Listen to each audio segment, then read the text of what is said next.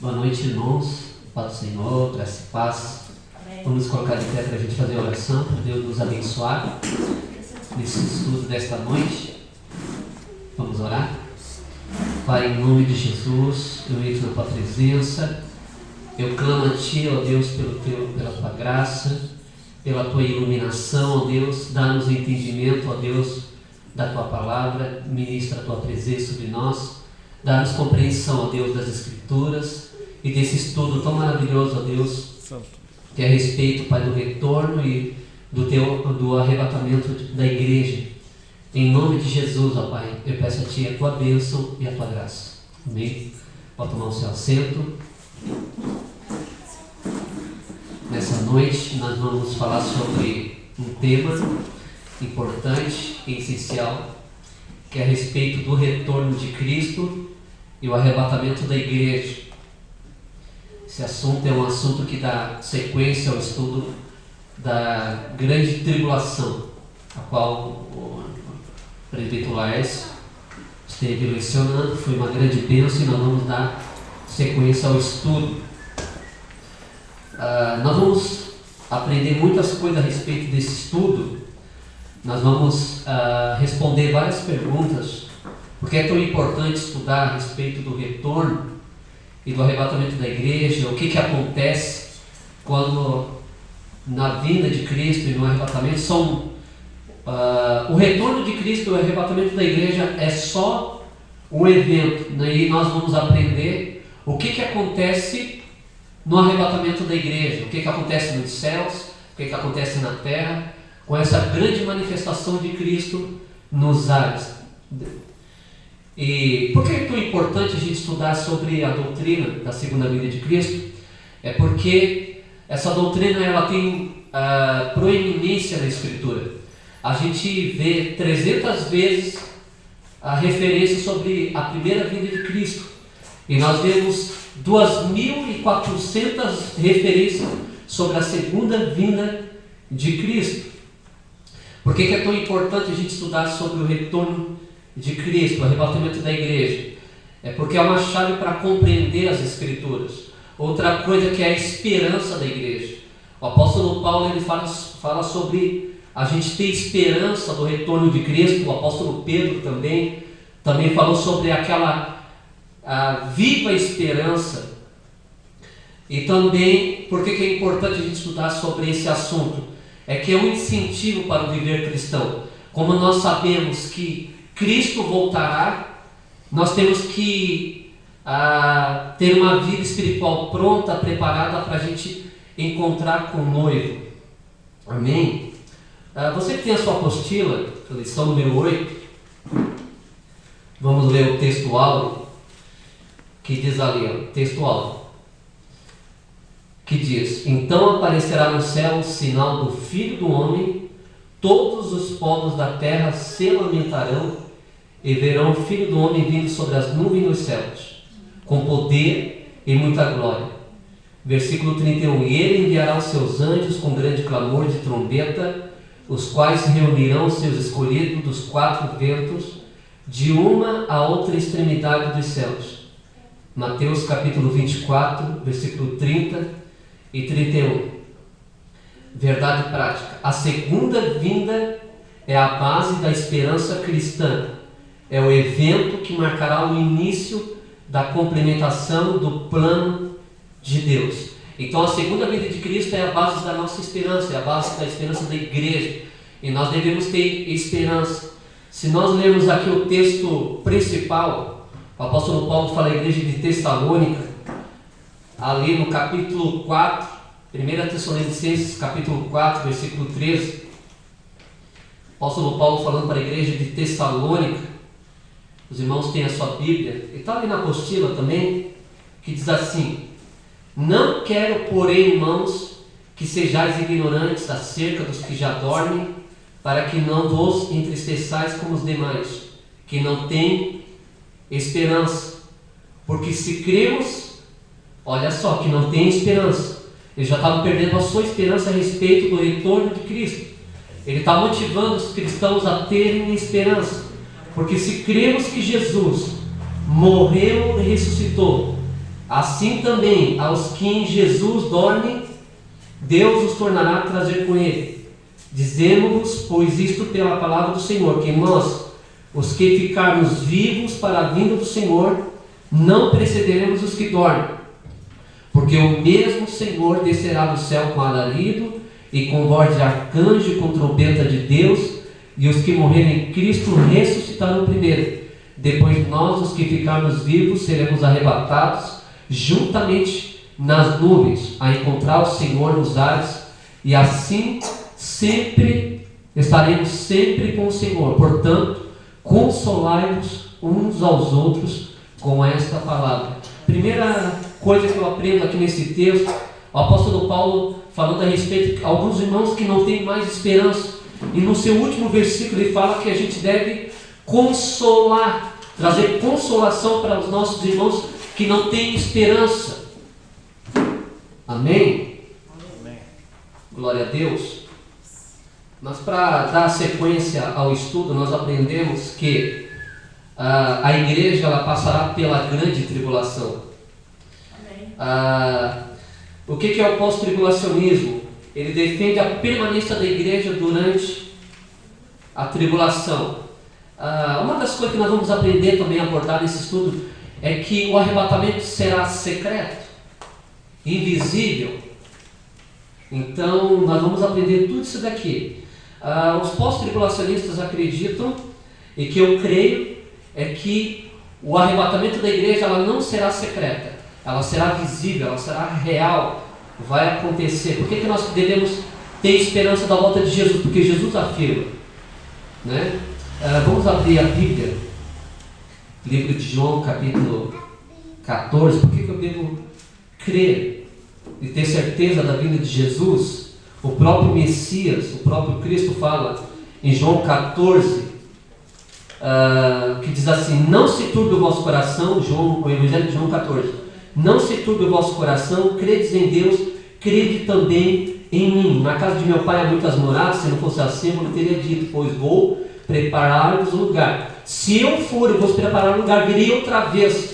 O próprio Jesus afirmando que ele voltará, então tem que ter certeza. Porque ele está falando, ele está prometendo, é uma promessa. E vos levarei para mim mesmo, para que onde eu estiver, estejai vós também. Virei outra vez. Outra coisa que nós devemos acreditar e ter certeza da volta, do retorno de Cristo, é os próprios anjos. Lá quando Jesus estava sendo ascendido ao céu, eles perguntaram: por que varões galileus estão olhando para o céu? Né? Esse mesmo Jesus que foi, ele voltará outra vez da mesma forma que subiu. Está em Atos capítulo 1, versículo 11. É a esperança da igreja. Glória a Deus. Vamos ler ali a introdução. Diz assim: a história não caminha sem rumo e nem está à deriva. A história não é cíclica, repetitiva, como pensavam os gregos, nem caminha para o desastre, como ensinam os existencialistas modernos. A história é teológica, ela tem uma finalidade linear. Ele caminha para uma consumação em que a vitória será de Cristo e da sua igreja. O mesmo Jesus que nasceu numa manjedoura, cresceu numa carpintaria e morreu numa cruz, também ressuscitou gloriosamente. Ele está sentado em um trono, reina absoluto e sobranceiro sobre todo o universo, e voltará majestosamente para julgar as nações e viver com a sua igreja. É claro que o Cristo ele está sentado à direita de Deus Pai, ele está reinando gloriosamente, mas ele vai voltar e viver com a sua igreja para estabelecer o reino dele aqui na terra. É um reino terreal. Amém? Amém. Isso vai acontecer no milênio. Mas a gente não vai entrar no milênio agora, né? Lá no outro estudo. 2. Um acontecimento real. O retorno de Cristo é o acontecimento que conduz ao fim desta era. As últimas palavras de Jesus no Apocalipse são inconfundíveis: sim, venho em breve. Essas palavras ainda não cumpridas é a garantia de uma ocorrência futura e real. Isso precisa ser enfatizado em contraposição a qualquer ideia de que Cristo já veio desprezar os elementos futuristas a favor de uma escatologia cumprida. É um desserviço a todo o testemunho bíblico. Cristo, sem dúvida, já veio, e esse é o fato central da história, mas ele também está por vir. Sem a realidade desse segundo fato, a história não terá fim. Então, a volta do retorno de Cristo é a complementação dos planos de Deus, né? Sem a realidade desse segundo fato, a história não terá fim. O retorno de Jesus Cristo pode ser real. Qualquer concepção que menospreze sua verdadeira vinda em glória não representa o verdadeiro testemunho da fé cristã. Existe uma linha do tabernáculo da fé que diz que Jesus Cristo já veio, né? E eles se brigam entre si. Se Jesus já veio, cadê a ressurreição dos mortos? A nossa transformação transformada, né? Nós vivos, né? Por que eu estou doente? Né? Então, Jesus Cristo há de vir. Ele não veio, né? A segunda vinda é real. Amém? Amém. Glória a Deus. O 3 ali, ó. Virá nas nuvens do céu. Cristo retornará sobre as nuvens do céu, após mencionar o sinal do Filho do Homem no céu e, consequentemente, o lamento de todas as nações da terra. Mateus acrescenta que eles verão o Filho do Homem sobre as nuvens do céu. Então, ele vai vir sobre as nuvens do céu. O retorno de Cristo do céu para a terra concluirá o longo período iniciado há 2000 anos, entre sua ascensão e a sua parousia. Quando Jesus se despediu dos discípulos, a situação era a mesma, exceto que o movimento foi na direção oposta, da terra para o céu. Ele foi elevado às alturas enquanto eles olhavam, e uma nuvem o encobriu da vinda deles. Da mesma forma, mas em sentido contrário, será o seu retorno. Por isso os dois anjos disseram aos discípulos, que a tudo assistiam: este mesmo Jesus, que dentre vocês foi elevado aos céus, voltará da mesma forma como o viram subir. Então ele vai voltar da mesma forma como ele subiu. E a sua vinda é visível. Amém? Será real. Essa é a esperança do cristão. A igreja passará por uma grande aflição, na tribulação. O governo do anticristo vai se estabelecer. Nós não sabemos quem é o anticristo, né? A igreja vai sentir aquelas dores de parto, aquela aflição de perseguição. O anticristo vai perseguir a igreja, vai perseguir os cultos cristãos e aqueles que realmente servem a Jesus com fidelidade. Mas vai vir aquela grande manifestação que é o retorno de Cristo, que é a esperança da igreja. Amém? Amém.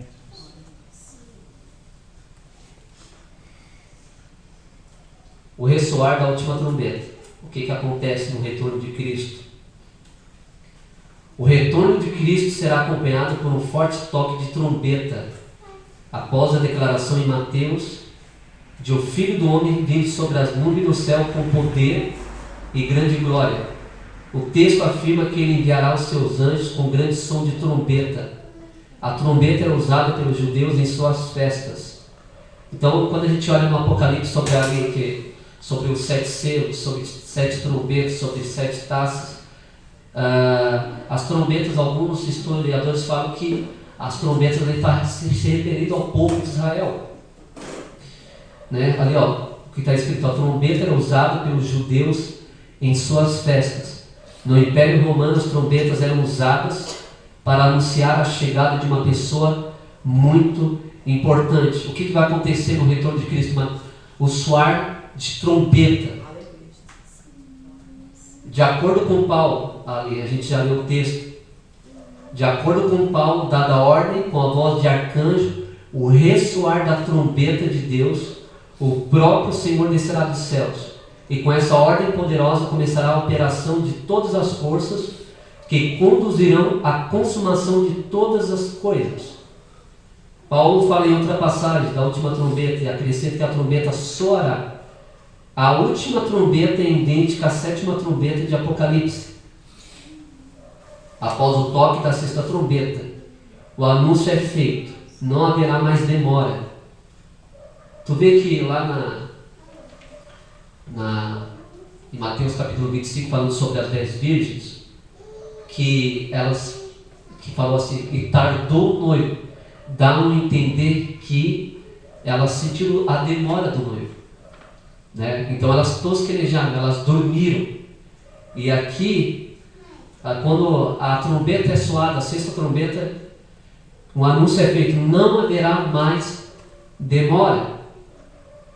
Mas a igreja tem que estar preparada. A gente não sabe o dia e nem a hora em que o noivo virá. Nós temos que estar preparados com as nossas lamparinas com azeite suficiente, carregando as vasilhas também. Amém? Olha ali. O anúncio é feito, não haverá mais demora. Mas nos dias em que o sétimo anjo estiver para tocar sua trombeta, vai cumprir-se o mistério de Deus. O ápice se deu quando o sétimo anjo tocou a sua trombeta e houve fortes vozes nos céus que diziam: o reino do mundo se tornou de nosso Senhor e do seu Cristo, e ele reinará para todo o sempre. Na verdade, a última trombeta soará, pois o mistério de Deus estará completo e seu reino virá em poder e glória. O que acontece no retorno de Cristo? É a ressurreição daqueles que morreram em Cristo. Todos aqueles, desde Adão, todos os santos, os mártires, os reformadores, todos aqueles santos que morreram, que foram martirizados no passado, no Coliseu, todos eles, ao soar da trombeta, todos eles vão ressuscitar. E aqueles que estiverem vivos, nós seremos transformados. Era o que o apóstolo Paulo almejava, quando ele fala que o corpo geme com a transformação do corpo, a redenção. Será muito glorioso. Eu não consigo expressar assim, não tem palavras para expressar como vai acontecer. Todos os mortos em Cristo ressuscitarão primeiro, e nós, os vivos, seremos transformados e arrebatados para encontrar com o Senhor nos ares. Amém.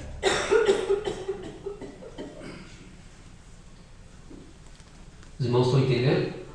Amém.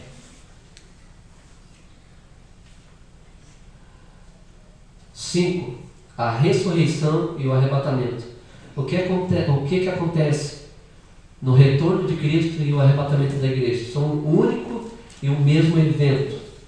Está ali, a gente já leu o texto, 1 Tessalonicenses 4,13, diz assim: não quero, porém, irmãos, que sejais ignorantes com respeito aos que dormem, para que não vos entristeceis como os demais, que não têm esperança. Está motivando a igreja de Tessalônica a ter esperança, perdendo a esperança. Pois se cremos que Jesus morreu e ressuscitou, assim também Deus, mediante Jesus, trará em sua companhia os que dormem.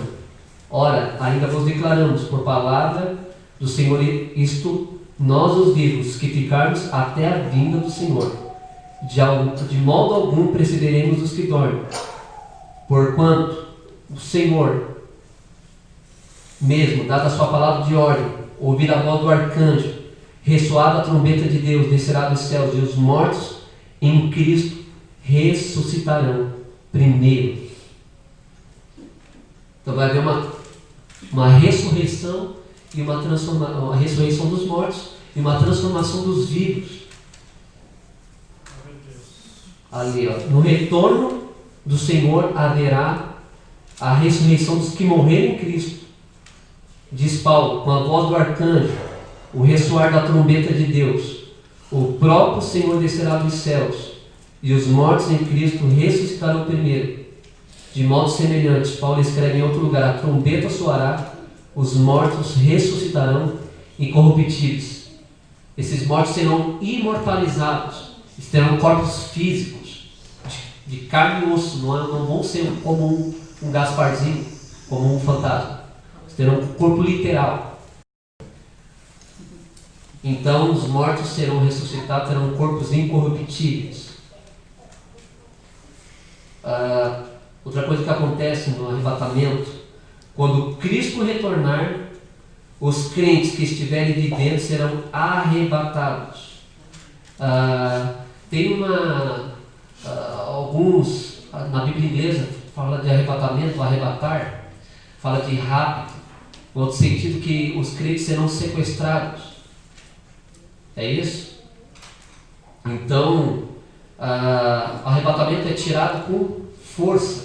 Após o soar da trombeta, serão levados após si. Não sei como é que vai acontecer. Vamos ler ali. Quando Cristo retornar, os crentes que estiverem vivendo serão arrebatados e conduzidos para a vida da era futura, sem ter morrido fisicamente. É o que vai acontecer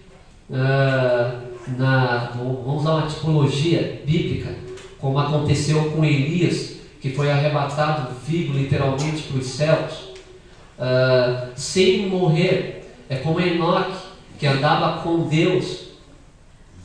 Então a Bíblia diz que Deus o tomou para si, ninguém mais viu.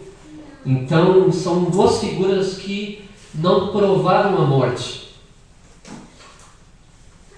Amém? Amém. Então aqueles que estiverem vivos não vão provar a morte no arrebatamento. Essa é a minha esperança. Os que estiverem vivos seremos arrebatados com Ele nas nuvens, para encontro com o Senhor nos ares, e assim estaremos com o Senhor para sempre. Então nós vamos ter um encontro com o Senhor nos ares, com todos os santos, com todos aqueles que realmente serviram a Deus, desde Adão até nos dias de hoje, tanto os mortos como os vivos. Nem todos dormiremos, diz Paulo em outras passagens. Assim os crentes que estiverem vivos, quando Cristo retornar, não experimentarão a morte, serão arrebatados. Glória a Deus. Essa é a minha esperança. É a esperança da igreja. Nós devemos almejar isso. O meu irmão, ele pregava há uns 30 anos atrás, falando que Jesus estava voltando. E as pessoas falam para ele: mas já está 30 anos pregando que Jesus viria e ele ainda não voltou. Aí ele fala: a gente não sabe o dia nem a hora. Eu ainda não perdi a minha esperança. E a igreja do Senhor não deve perder a esperança. Mas o Senhor já estava falando aqui, alguns vão perder a esperança a respeito do seu retorno e da sua volta. Parte 6. Ele virá com seus santos anjos e os salvos. De acordo com Marcos 8,38, Jesus virá na glória de seu Pai com os santos anjos. Paulo diz que o Senhor Jesus será revelado lá dos céus, com seus anjos poderosos. Os anjos, portanto, são anjos de seu poder. Eles virão com Cristo para realizar os propósitos dele. O retorno de Cristo também acontecerá na companhia dos santos, a vinda, a parousia de nosso Senhor Jesus, com todos os seus santos. Na mesma conexão, Paulo diz que Deus trará, mediante Jesus e com eles, aqueles que nele dormiram. Portanto, o retorno de Cristo acontecerá na companhia não apenas dos santos anjos, mas também dos crentes que morreram. Então, no retorno de Cristo, ele virá com os santos anjos e os salvos, aqueles que realmente serviram a Deus com fidelidade, com todos eles. Colossenses 3,4. Quando Cristo, que é a nossa vida, se manifestar, então vós também sereis manifestados em glória, com Ele em glória. O contexto para essa manifestação com Cristo em glória é o fato de que, diz Paulo, a sua vida está escondida com Cristo em Deus. Consequentemente, quando o Mestre for manifestado, seremos manifestados com Ele, porque já estamos com Ele. A vida dos santos com Cristo, portanto, é a demonstração ao mundo de que nossa vida foi escondida com Cristo em Deus. Ele vem com seus santos, porque este lhe pertence, são parte dele, portanto irão se manifestar com Cristo em glória. Essa descida do Rei dos Reis, acompanhado dos anjos e revida entre nuvens, será visível, audível e majestosa. Ele virá para juízo e também para livramento. Lá em Mateus 25, 31 e 46. Então a vida de Jesus, ele será visível, ela não será secreta. Assisti um filme, os americanos criaram, tem aquela do Deixados para Trás. Ali eles pregam que Jesus ele vai vir secretamente e ninguém vai assistir o retorno de Cristo. Vai ser assim, não. Na visão pós-tribulacionista e pré-tribulacionista, nós acreditamos que a vinda de Cristo, ela será visível. A Bíblia lá diz que em Apocalipse, no capítulo 1, vou abrir lá, Apocalipse capítulo 1, versículo 7, diz assim a palavra do Senhor: eis que vem com as nuvens, e todo olho o verá, até os mesmos que o traspassaram, e todas as tribos da terra se lamentarão sobre ele. Sim, amém. O retorno de Cristo será visível, não será secreto. É nisso que eu creio. Amém? 7. Total visibilidade. O retorno de Cristo se dará com total visibilidade. Apocalipse declara: eis que ele vem com as nuvens e todo olho verá, até mesmo aqueles que o traspassaram, e todos os povos da terra se lamentarão por causa dele. Como todo olho verá, o retorno de Cristo será visível para o mundo inteiro. Logo, o retorno de Cristo é público, não será uma vida em segredo. Ela não será uma vida em segredo.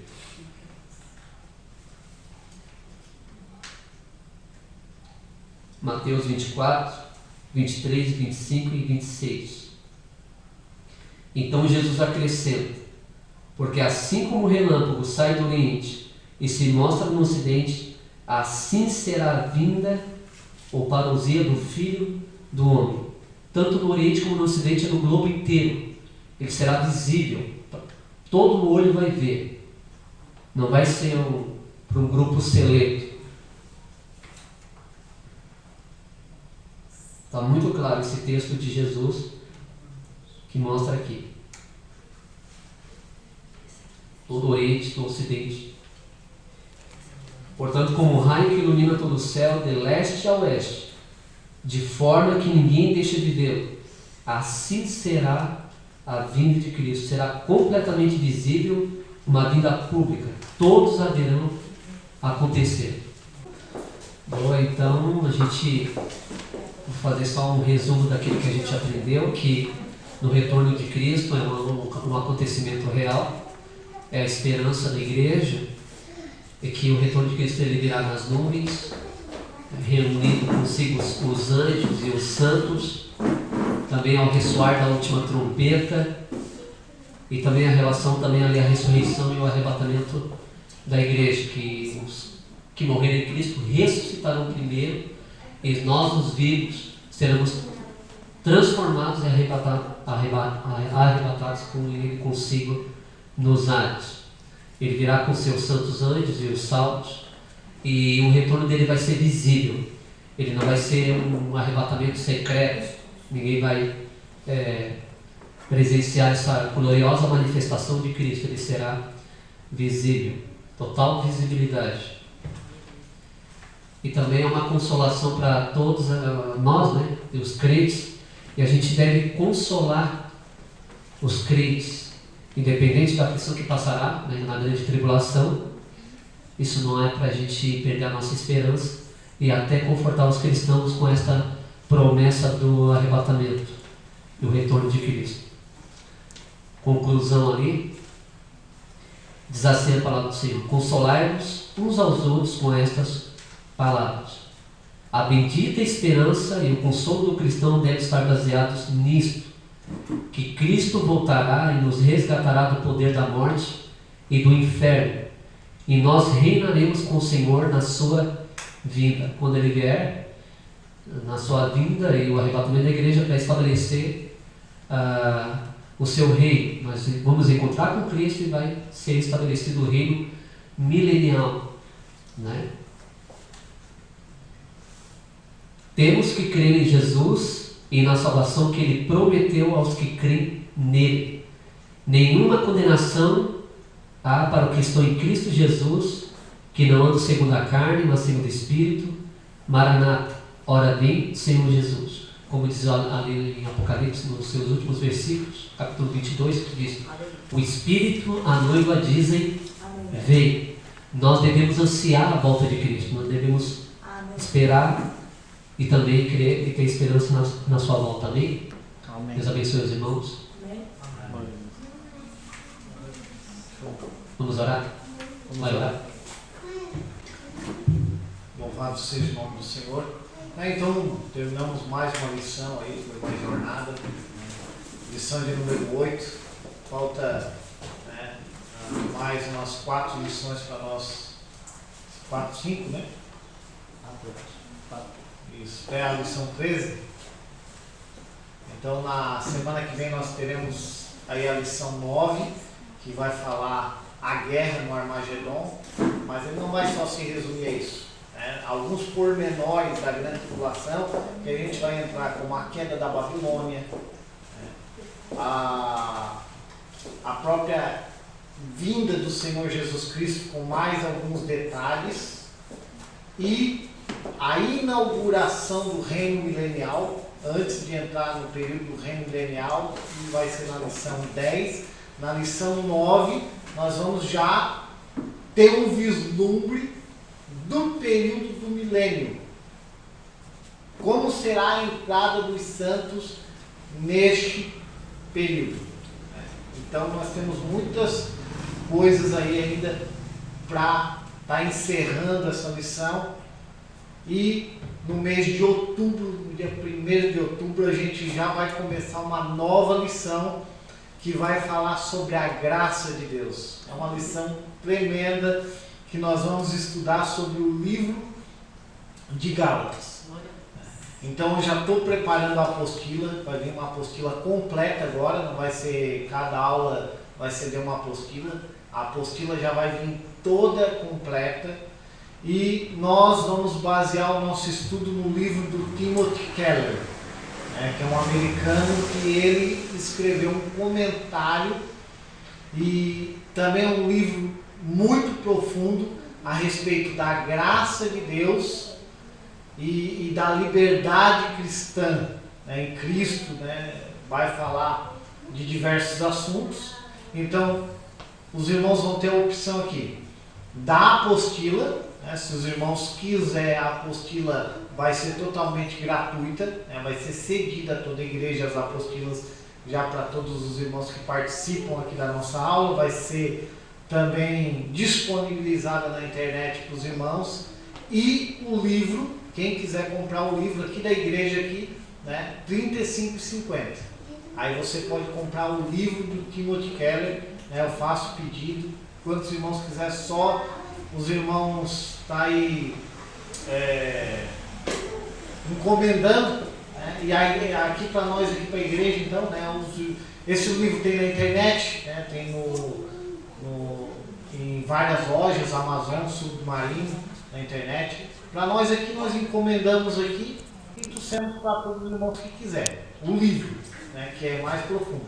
Mas quem com a apostila vai dar também para fazer todo o estudo. Amém? Então eu já estou até ansioso para essa aula.